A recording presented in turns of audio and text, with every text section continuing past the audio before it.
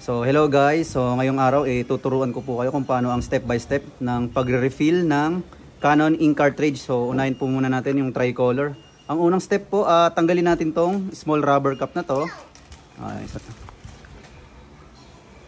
Tapos dapat naka-ready na po yung mga syringe natin. So ito cyan, yellow, magenta.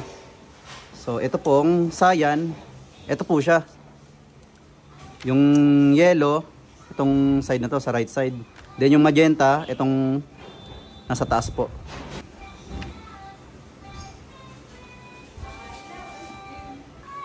So ang gagawin ko guys, dahil may laman pa tong cartridge natin na ink.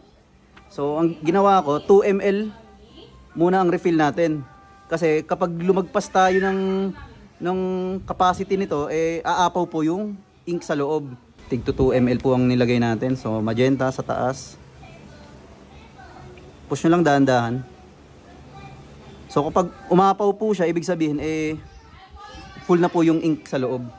So after po natin ma-refillan, if ganito po yung quality niya, yan. Kapag tatlo yung lumalabas na color, meaning po yan is good condition pa yung cartridge. Yan. Dip nyo lang ng ganyan. Meaning, okay yung cartridge. So kapag may missing part siya, kunwari walang cyan, kailangan nyo pong gamitan ng katulad nito, suction kit. So paano ang pag-suction kit?